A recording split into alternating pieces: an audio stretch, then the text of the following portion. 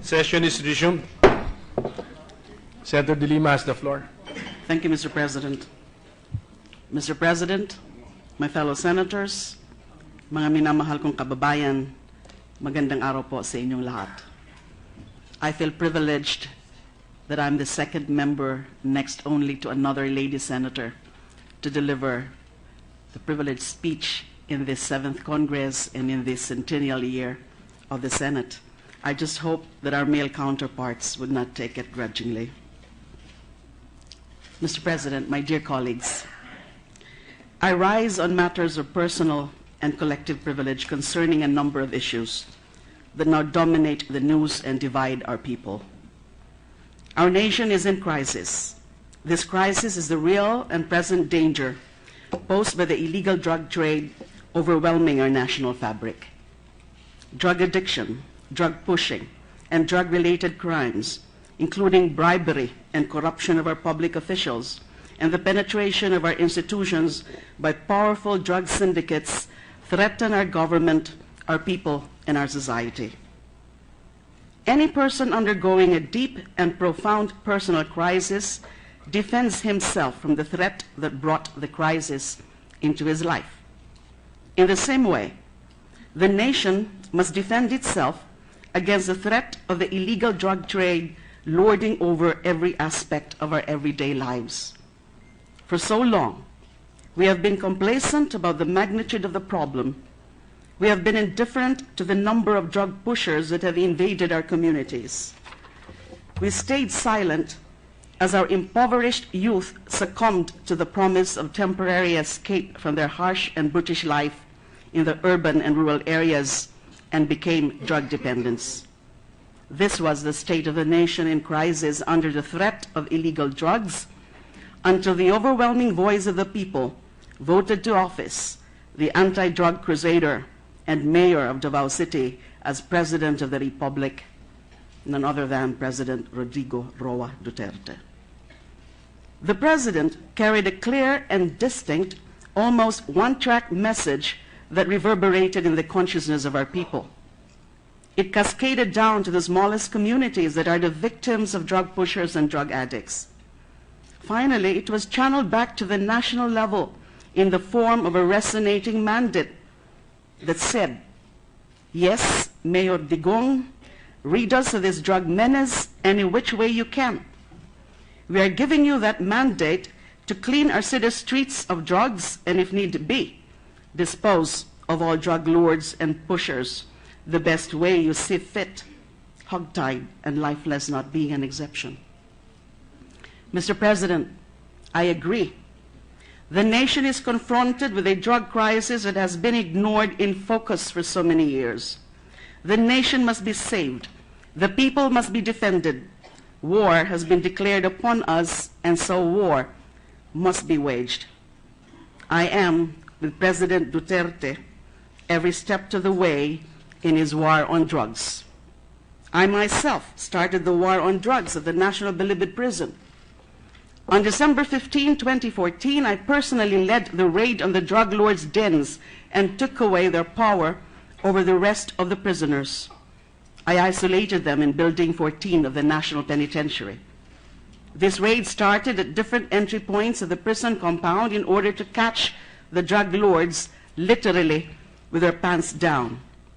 It can be described as systematically executed simultaneous rage on each and every drug lord's luxury cabal.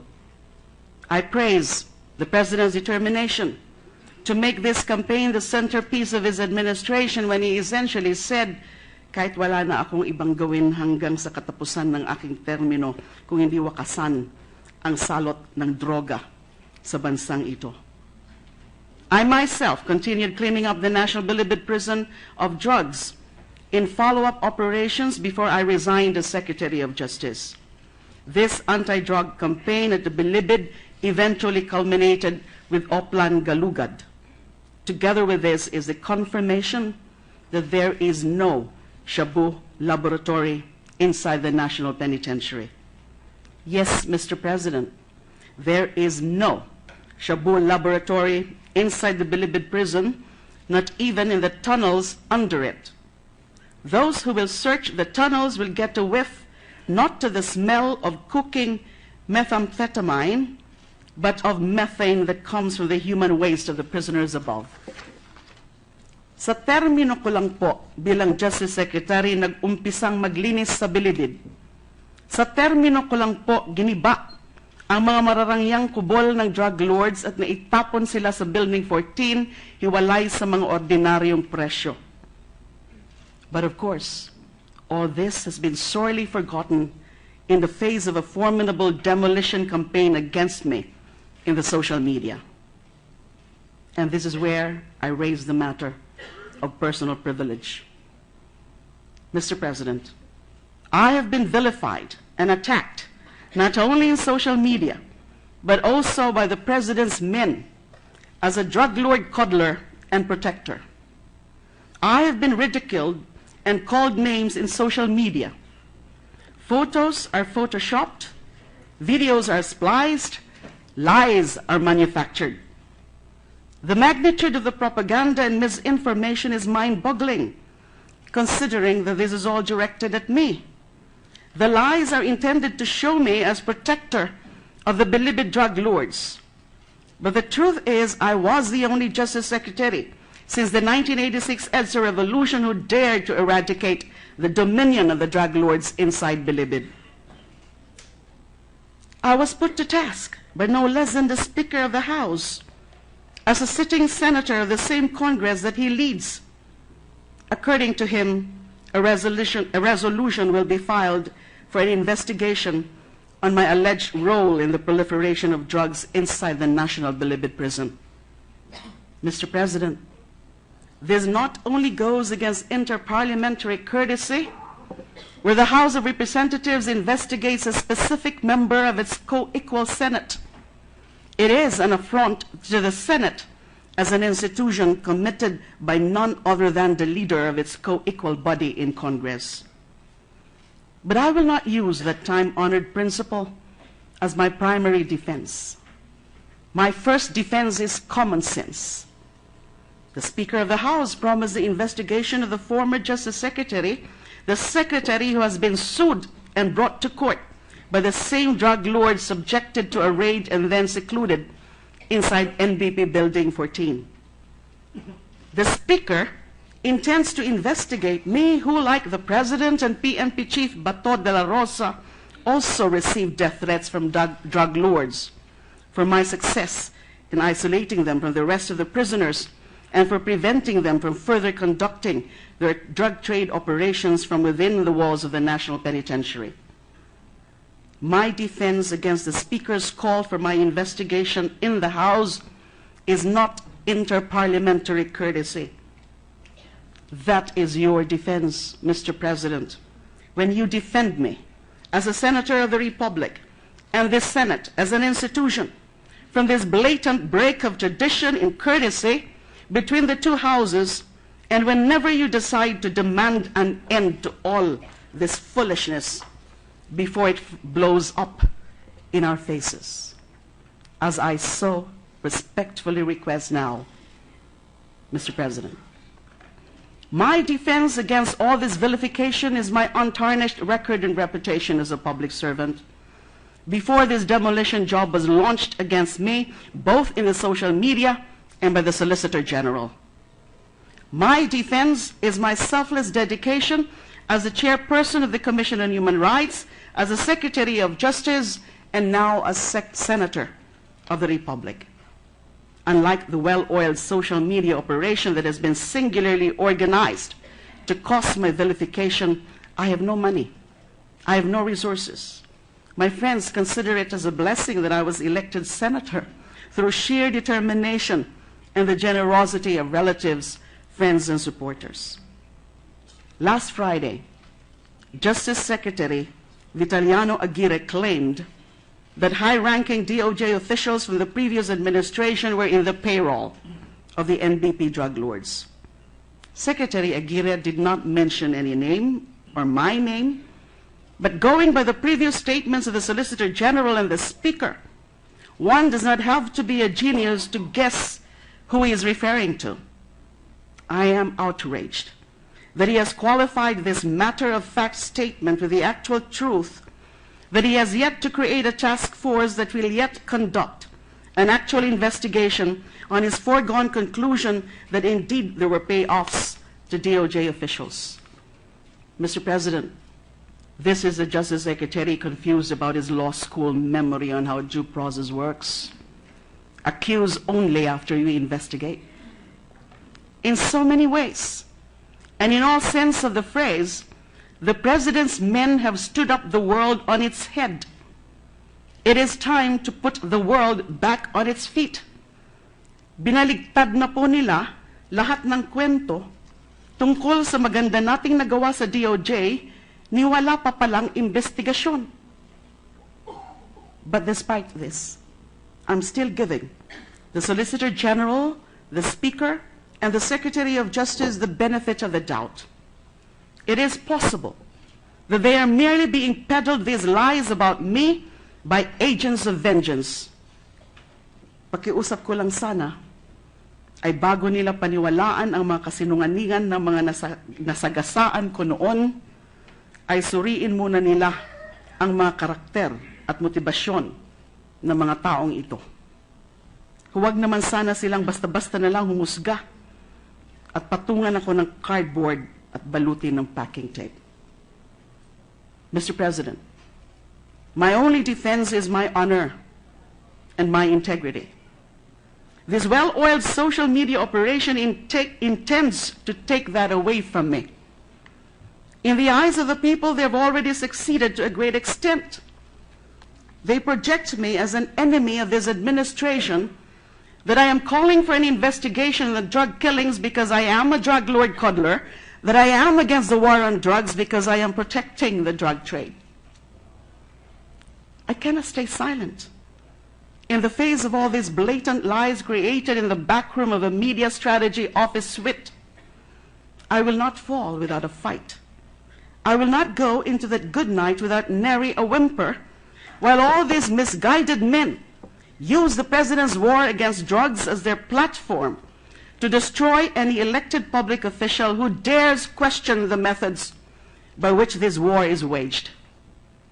I will not surrender my mandate as a Senator of the Republic to these unelected and unaccountable personalities whose own motivations in the demolition of my person is highly questionable and utterly despicable. I cannot let these men run this demolition outfit only for them to accomplish their own personal and political agendas, to curry favor with the President, and to get a larger share of the spoils of executive power. Napagsasamantalahan nila ang bawat pagkakataon sa ngalan ng ambisyon at pansariling interes. Hindi natin pwedeng hayaan na magpatuloy ang grupong ito sa hangarin nilang siraan ang lahat ng balakid sa kanilang ambisyon sa kapangyarihan gamit ang kanilang pagkamalapit sa Pangulo ng ating bansa. Ang tanong lang naman nila sa sarili nila ay, what are we in power for? They generate acclamation or foment fear, whichever works for them. Mr. President, they're doing this to a sitting senator. This is not only an attack against me, but against any senator who dares to be outspoken. Pagkatapos ko, sino po ang isusunod sa inyo na mangahas na tumiwalag sa kanilang marcha, na hindi sasayaw sa kanilang marcha or sa kanilang musika? That is why, ultimately, this is an attack on the Senate as an independent institution. We cannot let anyone use the misfortune of this nation in this drug crisis to advance personal or political agendas. We cannot let anyone use the drug crisis we are now facing to silence all dissenting voices. If we let anyone do this, there will be no single voice left to warn us of our backslide to the depths of barbarity. We do not want a situation where not a single dissenter is left to remind the people that they have just traded the drug crisis with another one, the crisis of our failed humanity as a nation. We cannot go on being indifferent to the daily executions without ultimately becoming a nation bound by a collective sociopathy. The day has already come and we can no longer tell who is morally wrong among us. The 9-year-old street child sniffing rugby, or the policeman who shoots the child in the head for sniffing rugby. This is our descent as a nation into the darkness that these men have created for us. Of course, we must face this drug crisis as a nation. So many have already fallen as victims, both in the number of drug users and in the number of ruined families. Yes, Mr. President, indeed, we must wage this war against drugs. But there must be another way. There has to be another way. There must be a way other than this method that brings us to our collective descent into impunity, fear, and ultimately utter and complete inhumanity. We cannot wage the war against drugs with blood. We will only be trading drug addiction with another more malevolent kind of addiction. And this is the compulsion for more killings that have now included even the innocent. There are now more mistaken identities and collateral damage, and the proportion is rising. And why is the proportion of collateral damage rising? Mr. President, impunity, once unleashed, has no boundaries. It does not care who dies. It does not care who suffers. It does not care who the victims are. Impunity has no sense of right or wrong. It is as amoral as it is immoral. As a human rights advocate and human being, I plead to the government, this administration, and to the President. There must be another way. There has to be another way. We must find another way. I fully support the war on drugs, and I sincerely desire its success. I am one with the President in his relentless and sustained campaign to rid our country of the drug menace. Nais ko lang na ang ating mga pulis at iba pang law enforcement agents ay maging totoong mga alagad ng batas, na sumusunod sila sa batas habang pinaiiral ito, na tumatalima sila sa mga patakaran at pamantayan sa pagsugpo ng krimen at pagdakip sa mga nagkasala, na isinasaalang-alang nila ang pangingibabaw ng batas sa kanilang pagtupad sa tungkulin. And my concern is not only the killings tallied by the PNP as a formal law enforcement agency. At least we can put the PNP to task in our official legislative investigations. My gravest concern lies with the vigilantes of the night now operating almost all over the country. Those harbingers of death spreading the apocalypse of our dehumanization. They match with vigor of the killings carried out with the official PNP. And these people we cannot serve with the summons of the Senate. They are faceless. They are unaccountable. The Philippine National Police reported 395 alleged offenders killed in alleged police operations from July 1 to August 1. The daily average is as high as 13 dead during the past 1 month of the current administration. And higher figures are even reported by certain media outlets. And that's now being flashed. Those are now being, the figures are being flashed on the screen.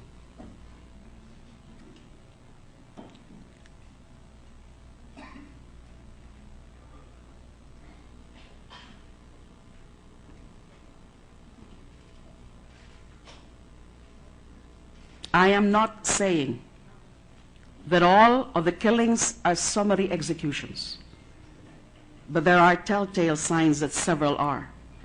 A number of complaints were already filed with the Commission on Human Rights. On top of these are the vigilantes carrying out an ersatz kind of justice, cardboard justice. It is reported that as of July 29, 259 human beings were killed in the hands of these assassins, several of them bystanders or victims of mistaken identity. Let's see some specific cases. At late night of July 21, in a Malabon City Public Cemetery, shot dead were 5, including a mother and her son who were then celebrating his birthday. The unidentified men who sprayed bullets on the group left a cardboard sign that tagged them collectively as drug pushers. The local police, whose outpost stood only about 30 meters from the massacre site, later came up with an incident report linking only 2 and not 5 of the victims to the drug trade. On July 19, an 18-year-old student was just in front of his house in Pangasinan, feeding his dog, when motorcycle riding gunmen approached him and asked for his father. When he was unable to reply, they just shot him dead. On July 9, anti-drug operations had turned Barangay Purok Islam in Matalam, North Cotabato, into a virtual ghost town as many residents left for their safety. One raid produced 8 deaths. At 2 a.m., heavily armed policemen barged into a house of drug suspects where they were asleep. Some residents claimed that the victims were summarily executed in their bedrooms. A mother of the 2 victims said, I quote, "It was an overkill. My sons were unarmed. We were treated like animals." End of quote. From July 8 to 9, 3 bodies were found separately in Manila with cardboards attached to them saying, "Pusher, hold up for ako, huwag tularan." The first body was found under a bridge in Santa Cruz, the second in front of the Metropolitan Theater, the third in front of a golf course in Bonifacio Drive. Their bodies were wrapped in packing tape and bore stab wounds. On July 6, 2 women and a man were found dead at an irrigation canal in Llanera, Nueva Ecija. They were found floating in the waterway, blindfolded and hog-tied. They were claimed to be part of the municipal drug watch list. At around 3 in the morning of July 5 in Muntinlupa City, 2 brothers were killed by the police. They were on their way to a hospital for a medical exam following their arrest when they allegedly tried to grab the gun of their police escort, while their mother admitted that his older son was a small-time drug pusher. Her younger son was innocent and was never involved in illegal drugs. On July 3, 5 men were shot dead in what the police said was a follow-up anti-drug operation in the Golden Mosque compound in Quiapo, Manila. The wife of one of the 5 deceased claimed there was no shootout. My husband was only trying to fix our water supply that morning when he was shot. He was unarmed, the wife explained.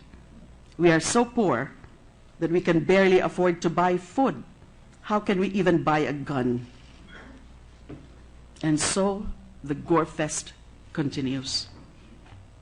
The fact that our attention span has waned, as I enumerated, only a fraction of these killings already shows how desensitized we have grown to the killings as mere numbers and statistics. We now casually eat our breakfast watching human beings wrapped in packing tape or lying in pools of blood. Sa araw-araw na lang po na ginawa ng Diyos mula nang maging malinaw ang resulta ng nakaraang eleksyon, nasanay na tayo ng ating almusal ay suman na bangkay at dinuguan. We must force ourselves to be reminded that the victims are always flesh and blood to their families and loved ones. Hindi po sila suman o dinuguan. The killings have become so common, the mass media settled for fill-in-the-blank template news reports, differing only in the place, time, and name of the victim, if the victim even has a name. The what and the how remain the same.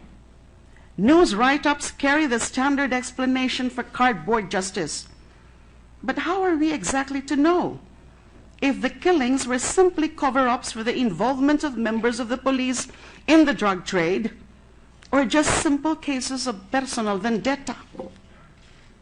Mr. President, truth now in this country are lines of acrylic marker on a cardboard. Kahit ano na lang isulat sa cardboard ay pinapaniwalaan ng kaagad. This is just a variation of the meme in social media. Get a photo, Get a cardboard, write words, and the people will believe anything. Both the vigilantes and the social media operators take this nation as a nation of meme believers. Tama na po ang mga meme. Tama na po ang cardboard. Mas malalim po ang katotohanan. While the social media operators introduce to us DIY, do it yourself, truth, the vigilantes have introduced to us DIY justice. Never mind the police investigation, never mind the public prosecutor, never mind the courts and the judges. This is do-it-yourself justice at work. All you need is an acrylic marker, a cardboard, some packing tape, and of course, something to stab or shoot the victim with. And there is no filing fee. As for the killings carried out supposedly in pursuit of police work, there is a usual explanation that the executions were done in the course of legitimate law enforcement operations. Nanlaban daw, nakipagbarilan daw, nang agaw daw ng baril habang nakaposas. Pero alam naman po natin na minsan ay style bulok na yang mga paliwanag na yan. We are aware of incidents of police rob-outs. We know about the shortcuts taken by some law enforcers in the guise of self-defense. The use of force, it appears in some cases, may not be necessary, or if necessary, was not proportional. We still have a system of law that processes and punishes wrongdoers. We have our Bill of Rights that accorded the right to be presumed innocent. What is worrisome in this situation is that the war on drugs is becoming a convenient pretext for misguided or utterly corrupt law enforcers to kill just anyone. Ang magagandang layunin ng gyera laban sa droga ay nasisira nitong mga karumal-dumal na pagpatay. Tandaan sana natin na ang pagpatay na walang katwiran at walang legal na basehan ay krimeng malinaw. Ito ay illegal. Ito ay immoral. I must admit, the public reaction to these executions is not in favor of those who oppose it.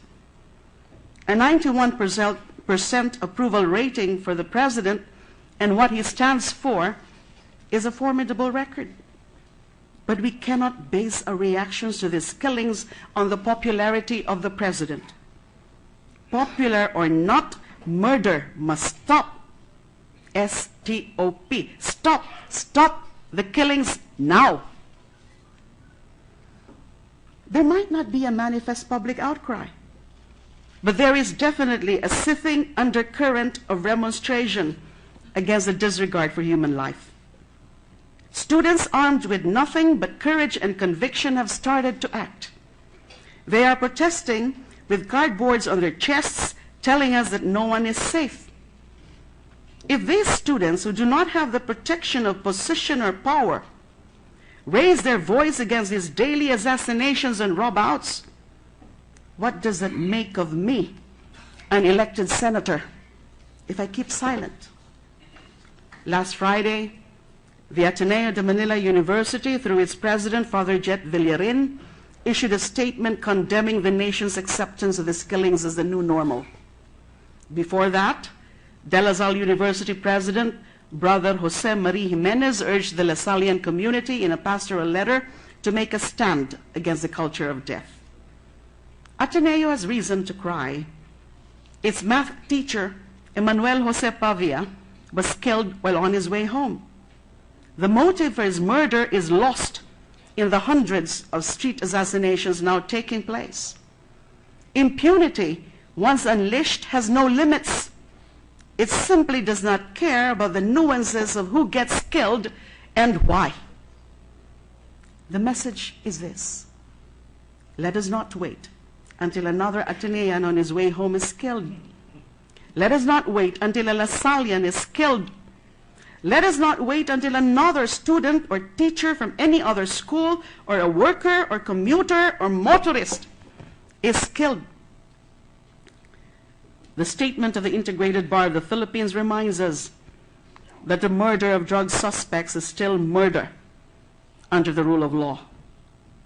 My own former office, the Commission on Human Rights, led by Chairperson Tito Gascon, has already taken steps to investigate cases of mistaken identity and collateral damage, aside from cases where families of drug suspects had courage enough to file complaints. The relatives of the collateral damage victims are the indignant voices that tell us of the extent this bloody purge has spilled over to the innocent commuter and ordinary civilian. The Sunday before the State of the Nation address, the Inquirer's headline was God's fifth commandment, thou shalt not kill. The church is speaking to us. Quote, human life is sacred because from its beginning it involves the creative action of God, and it remains forever in a special relationship with the Creator, who is its sole end. God alone is the Lord of life from its beginning until its end. No one can, under any circumstance, claim for himself the right directly to destroy an innocent human being. End of quote. Mr. President, these are the voices trying to wake up a person sound asleep while his house is burning. But he is in a hallucinating dream of a country's redemption by bloodletting. It is just that the fire has not yet seared his flesh, the blood has not yet reached his doorsteps. The Roman poet Dante said, quote, the hottest place in hell is reserved to those who in times of moral crisis refuse to take a stand. End of quote. If we are to shirk from our natural, moral, and legal duty to condemn the abuses of power, to condemn any and all wrongdoings, the victims of our silence are not only the summarily killed, but values that are sacred and universal. The very right to life, the rule of law, due process, and justice for all. Mr. President, drugs destroy lives, but we need not destroy lives to destroy drugs. Ang paggalang sa buhay ay hindi balakid sa pagsukpo ng droga at mga krimen. May mga paraan at mekanismo sa ilalim ng ating mga batas upang maisagawa ang gyera laban sa droga habang itinataguyod ang pangingibabaw ng batas at pag-iral ng karapatang pantao. Our legal arsenal is equipped. It should simply be strengthened to carry out the objectives of this war on drugs. The war on drugs can be waged without sacrificing the sacredness of life, obedience to the rule of law, and adherence to human rights. Freddie Aguilar once sang, higit sa lahat ay tao. And this is the biggest truth. Higit sa lahat ay tao, higit sa lahat ay buhay. The right to life is the most ancient and most basic of all human rights. It is the source of all human rights. The UN Declaration on Human Rights proclaims that everyone has a right to life, liberty, and security of person. The International Covenant on Civil and Political Rights declares that every human being has the inherent right to life, and that this right shall be protected by law. No one shall be arbitrarily deprived of his life. Our Bill of Rights commands that no person shall be deprived of life without due process of law. Section 11 of Article 2 of our Constitution proclaims that the state values the dignity of every human person and guarantees full respect for human rights. The international community declares the inviolability of the right to life of whatever race, color, creed, religion, age, status, gender, or circumstance. The civilized nations of the world keep watch on any country that shows a disregard for the right to life, especially systemic violations that indicate government inaction or worse, state-sanctioned abuses. We have to show the world that the Philippines continues to stand with the rest of humanity in condemning and putting a stop to any and all forms of systemic and widespread extrajudicial killings, whether perpetrated by the state or by non-state actors.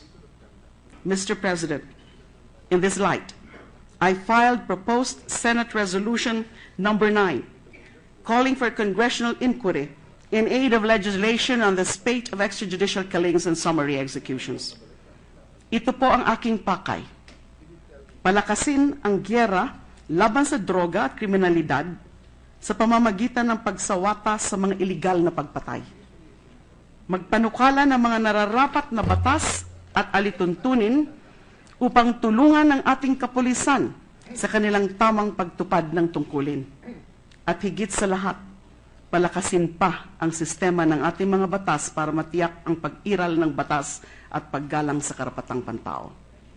Malinaw po na ang laban na ito ay hindi lamang pansariling laban ni Laila De Lima. Ito ay laban ng mga karaniwang Pilipino para sa pagbabago, para sa pagyabong ng buhay, para sa kaginhawaan ng pamilya, para sa katiwasayan ng pamayanan, para sa kaayusan ng pamahalaan at para sa kabutihan ng lahat.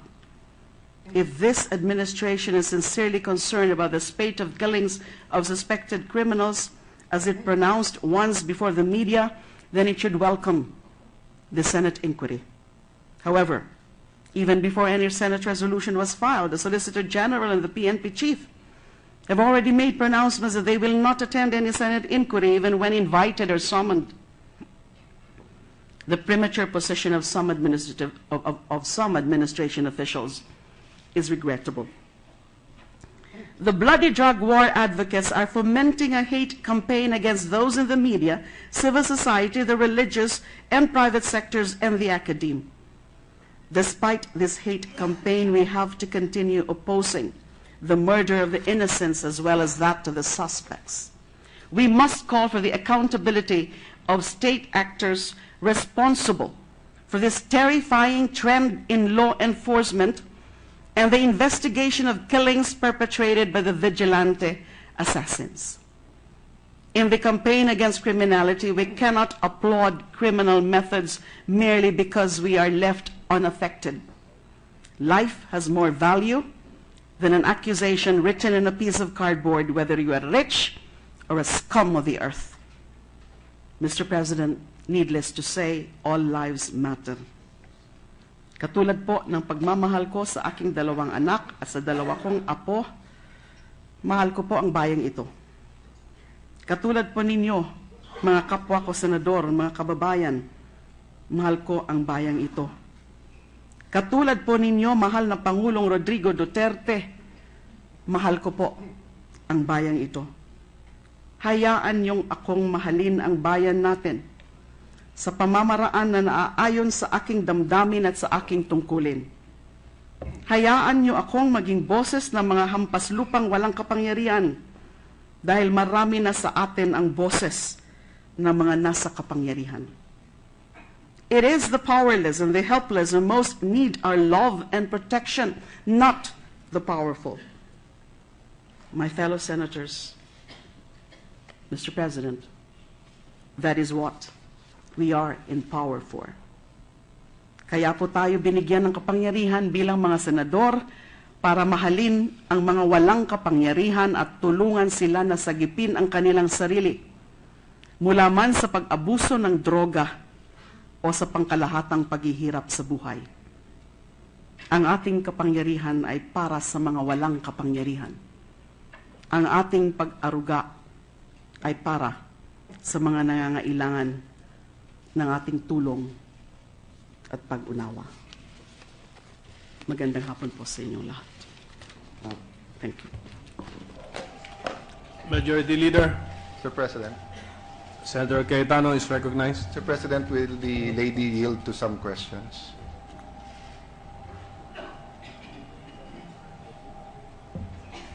Mr. President, I believe that a privileged speaker has also the privilege to decline an interpellation. Precisely as a privileged speech is not a sponsorship of any bill or resolution. So I respectfully decline. Thank you. Mr. Speaker, Senator Mr. Cayetano. President, it is indeed the right of any senator or speaker to decline.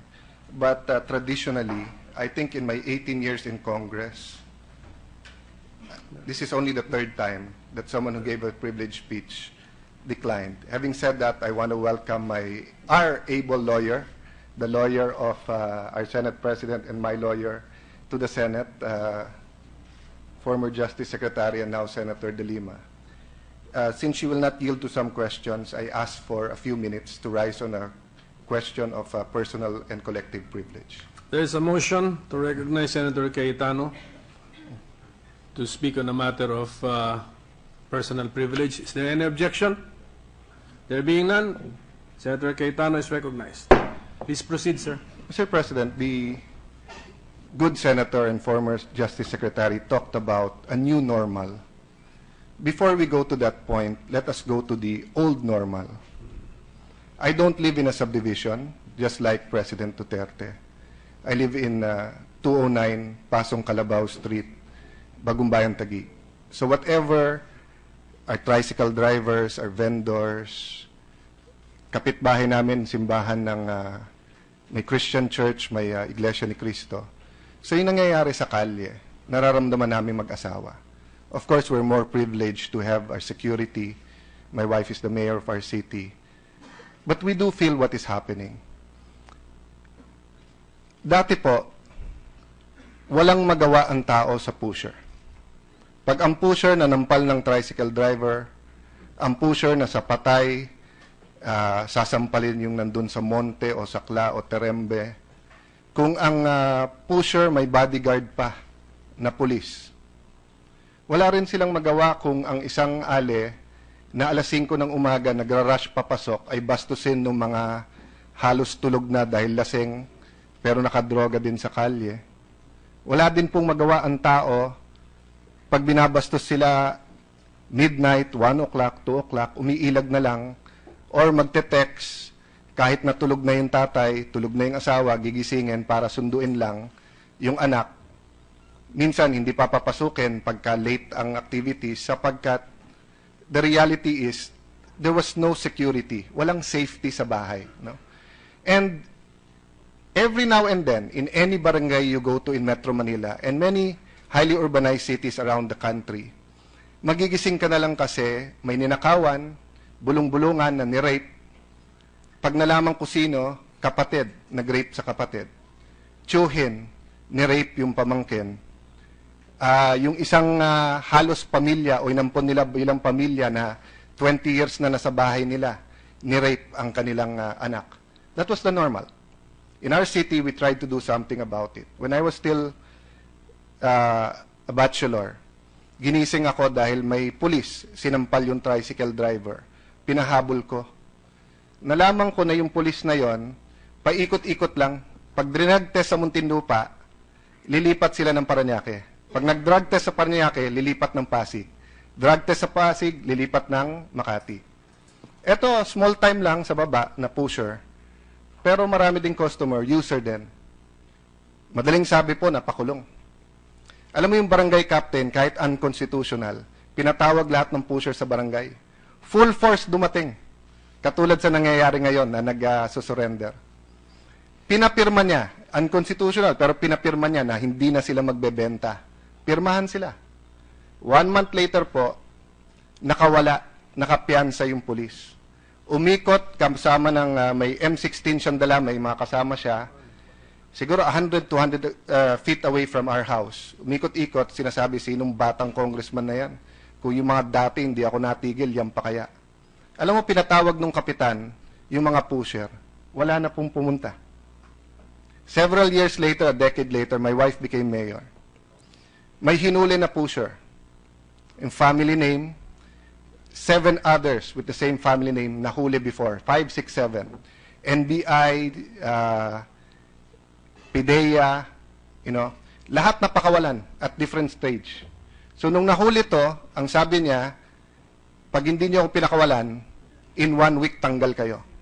In 1 week, nire-relieve yung opisyal na nakahuli sa kanya. Ako mismo tumawag sa Southern Police District. Sabi, sir, prino-promote namin. Ay, kung saan nyo nilalagay? Hindi makasagot. General, di ako pinanganak kahapon. Huwag nyo kaming lolokohin. yung mismong pusher nagsabi na ipalilipat siya. Anong sabi ng general? Sir, yung tumawag sa akin, meron siya judiciary, meron pong general, meron pong legislature. But just like the good Justice Secretary and now our colleague, I believe in life. Regalo ng Panginoon ang buhay ng bawat isa, valuable. I think I'm one of the few politicians who have projects in many jails. Together with Brother Joel Villanueva, kapwa natin senador and birthday celebrant today, nagtayo kami ng computer school sa Taguig City Jail, sa Metro Manila Integrated Jail at Cebu City Jail. Sir President, 40 to 60% na nakakulong doon, drug-related. What is my point? Yung point po nung araw, ang pusher hindi mahuli. Pag nahuli, napakawalan. Pag ang pulis hindi pumayag pakawalan, pakakawalan ng piskal. Kung yung piskal at pulis mabuti at hindi pinakawalan, yung judge papakawalan. Kung yung judge, piskal, at saka yung pulis mabuti, makakawala sa kulungan. Pagka nakulong sa National Penitentiary, may jacuzzi, pwede magdala ng babae at lalaki, may banda, may aircon. Kaya mga kaibigan ko sa abroad, nasabi ang Pilipinas, hindi nakakapagsabayan sa mga 5-6 star. Sabi ko, hindi totoo yun, ha? Ang aming penitentiary, 5 star. Kami lang ata may ganun sa buong mundo. And to give credit to our colleague, ilang beses niya ni-raid and ilang beses na sinubukan niya, no? If the problem was too big for the Aquino administration and the secretary, siya mismo po nagsabi kanina, it was just too big, no? But this president that you supported, Mr. President, that I supported, took it on. Sabi niya, titignan ko sa mata ang mga pusher na to at hindi ko sila aatrasan. Never ko po narinig sa kanya na sabihin yung walang laban, patayin. I sympathize with the former Justice Secretary and our colleague kung pinagbibintangan siya na wala namang facts. Hindi ko po alam. Pinakinggan ko lang yung sinabi niya. Kung gumagawa ng conclusion na mali, I sympathize with her. At kung attack to sa Senado, hindi dapat. Pero, nung sinabi niya, 7-year-old nagra-rugby, and then sasabihin niya, binaril ng polis, wala pa naman ako nababalitaan na polis na binaril ang 7-year-old na nagra-rugby. Di ba? Yung sabihin 9 years old, etc., no? Hindi ko alam yung circumstance niya.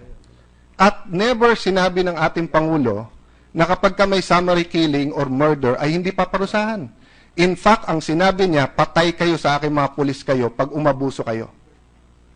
At sinabi po niya na palalakasin niya yung internal checks ng pulis to make sure that not only do they not murder people, but that they're not involved in drugs. Because the reality is, ang PNP mismo ay nagamit din at ginagamit pa rin ng mga pushers.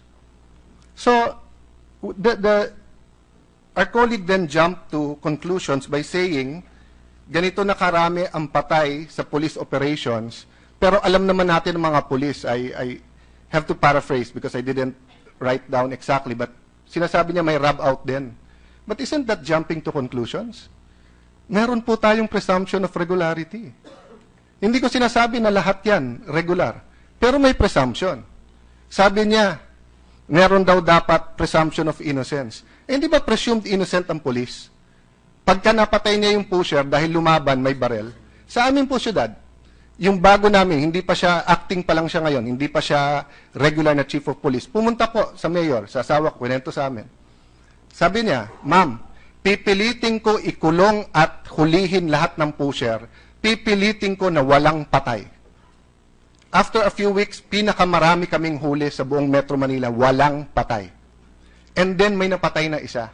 Alam niyo bakit, Mr. President? Naglabas ng granada eh. Anong gagawin mo? Babarilin mo sa kamay, edi pag nabaksak yung granada, patay lahat ng laman ng bahay, pati yung pulis. And then recently, 3.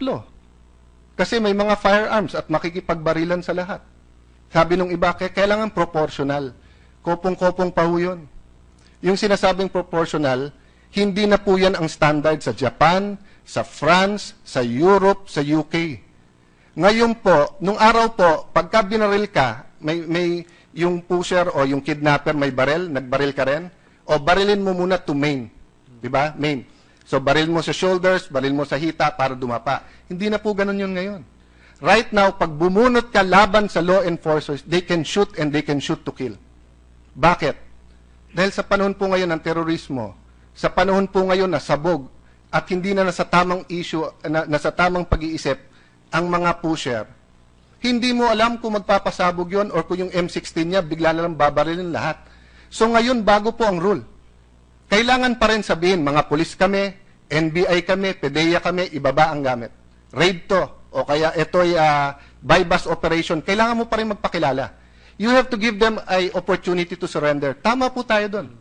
At kung meron kayong mapakita na gano'n ang ginawa, na sumusurrender, at hindi pinayagan sumurrender pero baril, i-charge natin ng murder yung mga pulis. Pero kung wala, at spekulasyon lang yon, kawawa naman po mga pulis. Kung kailan sila may backup ngayon, kung kailan sila hindi kinukulit ng mga general, manghuli kayo, patay kayo sa amin. Kung kailan walang mga mayayaman na pusher ngayon na nagsasabi sa kanila, ang pulis walang abogado, kami may abogado. Marami pong hindi may alam, ang pulis, pagka nasuspinde o kinasuhan, walang sweldo, paano pakakainin ng pamilya? Pero ang pusher, lahat ng abogado pwede niyang i-hire. So, Mr. President, it is good and it is right to stand up and say, hey, hindi pwede vigilante, hindi pwede summary killings, hindi pwedeng murder. It is correct to stand up and say, police, make sure you follow the rules. Pero kung mali, na pagbibintangan mo ang ating dating Justice Secretary ng mali, mali din naman po siguro, pag nagagawan mo ng story ang mga pulis, nasasabihin mo ngayon, summary killings. Bakit po napakarami ng pinapatay ngayon? Actually po, hindi marami, konti pa eh.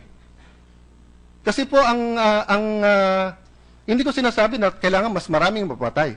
Ang sinasabi ko, kailangan matigil ang droga at kailangan po mawala na ang ibang mga pusher. Bakit po? 3 million po ang pusher eh. Ang addict. So sabihin mo na po, sa bawat 1,000 addict, isang pusher, 1 pusher, 1,000 addicts. So you have 300,000 pushers. Ang problema po sa pushers, mahigit kalahati sa kanila, gumagamit din. At mahirap sa gumagamit, marami sa kanila armado. So kung ikaw ay gumagamit, ikaw ay pusher, ikaw ay durog, at bigla kang inanong barel, ang feeling mo, hindi pulis yun. Meron tayo during the campaign, Mr. President, kung alam mo, yung isa, tatay niya ang pinatay niya. Kasi ang nakita daw niya, nung nakasyabu siya, demonyo daw nakita niya. Di niya alam na tatay niya pinapatay niya. Demonyo daw. Sa amin pong twin town, pero yumaon na yung mga tao. Anak na nakadroga, binaril din ang sariling tatay. May katungkulan po yung tatay. That's the reality on the ground. No? So, what did our president say during the inauguration? Sabi niya, Commission on Human Rights, Congress, you do your job, I do mine. Di naman niya sinabi na wag mag-imbestiga ang Commission on Human Rights. Sinasabi niya, pag nag-imbestiga kayo, tama na muna media, ilabas niyo kung may conclusion na kayo. And dami-daming violation nung eleksyon Ang tinignan yung kwento ni Presidente, di ba? Nagkaroon pa sila ng ruling. Samantalang napakaklaro, he was telling a story 20 years ago. They could have come out with a decision that the mayor, we do not agree of how he said it, but this is an incident 20 years ago. So if I tell you a story now that was 20 years ago, and I'm just telling you, sasabihin ngayon ng Commission on Human Rights, I'm politically incorrect at mali ako, etc. Ganyan. They did not need to investigate. They just had to look at the President's answer. He was mayor at that time. The same thing that's happening now. We are making conclusions because it is an emotional issue. I do not know the facts about the death of the professor in Ateneo. I hope to God, I pray to God, and if I can do anything to catch the killer, count me in. I am also an Atenean. I heard that there is an element of robbery. Kung rob out yan, kung extrajudicial killing yan, by all means. Pero the way it is being blended and weaved by the media and by some human rights group is as if ito'y utos ng Pangulo at ito'y gusto ng Pangulo. May I direct your attention, ladies and gentlemen of the Senate, Mr. President at mga kababayan, to countries where there was a drug war, katulad ng Colombia. Nung nagsimula i-wipe out ang drug cartels, they turned on themselves. Marami sa vigilante killings dito ay siya din galing sa mga drug lords at sa mga drug rings in the area. Kasi sila may hawak ng ebidensya against each other. Sila magkalaban. Mismong sa mga pulis eh. Kung yung pulis, dating protector ng drugs, at dati naman pumapatay, kung ikaw yung pulis na yon, hindi mo unahan, papatayin mo na yung drug lord mo. Kasi baka pag nagsumbong ka pa kay presidente, pati ikaw, dali ka rin. Is the president excusing this? No. But this is an internationally known strategy that even international, I will not name them here, but international drug enforcement agencies promote intrigue among drug lords. Now, is it still murder? Yes. Should we still investigate it? Yes. But should we blame the administration and blame the police? Ngayon na ang mga drug lords hindi na monopoly, hindi nagkakaisa, ngayon na sila nagpapatayan, sasabihin po natin na kasalanan to ng presidente. You know, one peculiar statistic that I did not hear today is that there is a 13% drop in crime. Kasi ang tinitignan natin patay yung human rights or bleeding hearts, who I respect, who I help out, you come to my office, tutulungan ko kayo. Pero parati ko po sinasabi sa mga kaibigan ko na ganito ang pananaw, paano naman yung mga nag-overdose? Paano naman po yung 17 anyos, 16 anyos, solong anak, ang magulang nag-OFW, iniwan ang pamilya, makapag-aral lang, binentahan ng droga, nag-overdose, patay. O yun, wala sa radar nyo, wala sa human rights yun. O, paano naman yung isang barkada na binangga ng kotse kasi durog yung driver, patay silang lahat. O, wala rin naman sa radar yun eh. Wala rin naman sa summary killings yun eh. Di ba? So, I know you are equally as upset. Dahil tao din kayo eh. Meron din kayo mga kamag-anak kilala na involved sa droga eh. Na biktima din ng droga. No? So yes, let us confront these issues of killings. Let us invite the Chief PNP here. Let us ask him how they are monitoring the police. Let us ask him how they're investigating it. This is my 18th year. Alam mo, in a few weeks, we'll inaugurate only the second crime lab of the country. Panahon pa po ni Presidente Arroyo, sinisingit ko parati, trinatry ko isingit sa budget. Huwag po magagalit sa akin si Senator Ping. Hindi po pork barrel yon, kung hindi insertion or it is an advocacy that he also believes in, na magkaroon tayo ng crime lab. So, if there are some critics who said, bakit naman umpisa pa lang hearing na sa extrajudicial killing? Because there are many people suffering. Bakit hindi muna tayo mag-hearing na itaas ang sweldo ng pulis? Ba't hindi mo tayo mag-hearing kung paano protektahan ng mga piskal para hindi sila at the mercy of drug lords at may additional allowance sila at kung kailangan nila ng equipment like bulletproof vest, kailangan nila yung opisina nila mas secure, ba't hindi yun ang una natin hearing? Crime labs. So, Mr. President, this is a democracy. Just because certain members of the administration are saying, hindi dapat ito unahin na Senate na investigasyon, that doesn't mean it's an attack on the Senate.